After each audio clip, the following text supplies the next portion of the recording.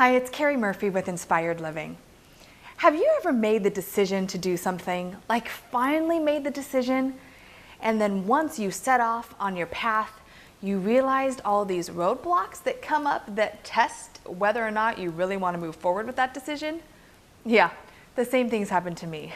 I'll never forget the first time I moved to California. There's a place called Runyon Canyon. It's supposed to be like the coolest place to go hike. It's in kind of the Hollywood Hills. And I heard when I got there that when you get to the top, it's the most amazing view. So one day I set out to accomplish this task. I had finally made the decision I'm gonna go hike Runyon Canyon. Now mind you, I'm not really a hiker in the first place, but I work out a lot and figured, hello, if Jessica Biel and her 2 dogs can do it, I can do it too. So I get there and I pull into the driveway. And the very first thing I see is a huge sign that says, "Beware of rattlesnakes." Now, you probably don't know this about me, but I am deathly afraid of snakes. Never mind rattlesnakes, right? So I'm in my car and I'm just looking at the sign, just looking at it. And for about 10 minutes, I sat in my car and it totally tested my courage whether or not I was gonna get out and actually do the hike. So after vacillating back and forth about whether or not I could handle what would happen if I came across a rattlesnake, I decided, you know what, I made the decision, I got this far, I might as well.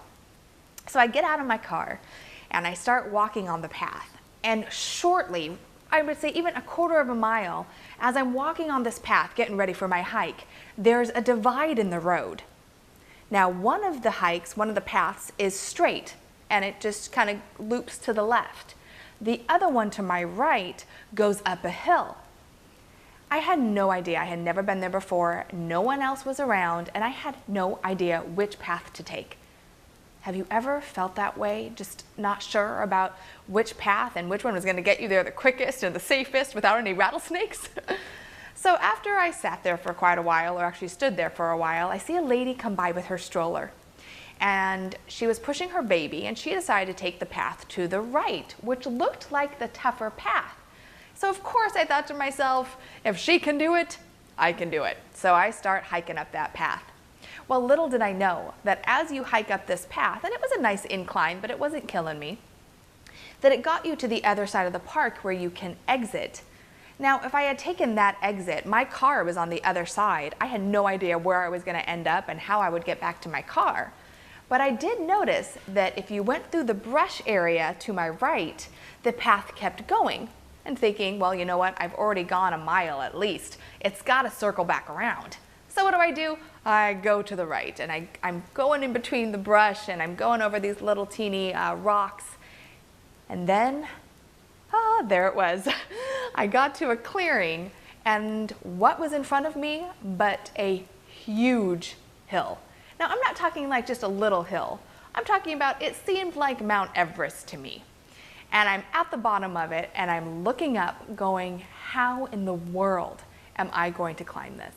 I don't have the right shoes, I'm wearing shorts, I'm like, what if I fall?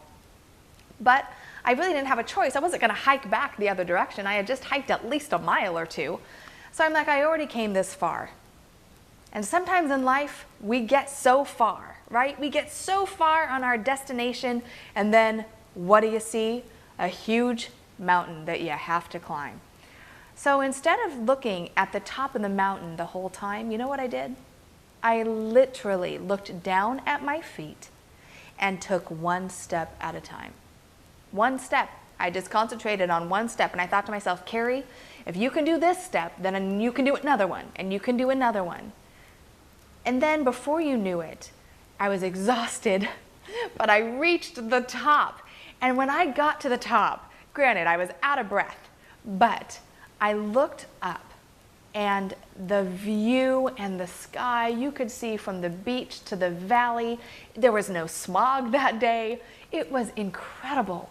And that feeling of accomplishment that, you know, no matter how big that mountain or hill looked, I could climb it with just staying focused on one step, not worrying about, well, what if I fall? Not worrying about other people around me, but just focusing because I made the decision.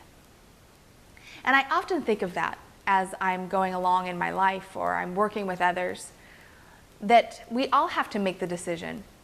of what we want to do, what we want to achieve, where we're going in our life. You've got to be clear on that. But also understand that you're going to reach divides in the road where you have to make a decision, and neither one is good or bad. It's the one that you decide. And then whatever comes up, whatever obstacles, whatever rattlesnakes or big mountains that come up, that's just part of your journey.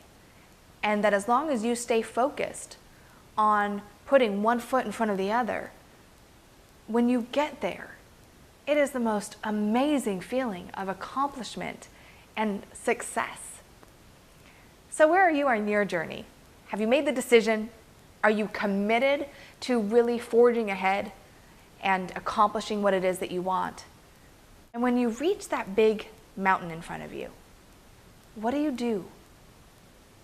May I suggest you just put one foot in front of the other, knowing that with each step you get closer and closer to getting to exactly where you want to be.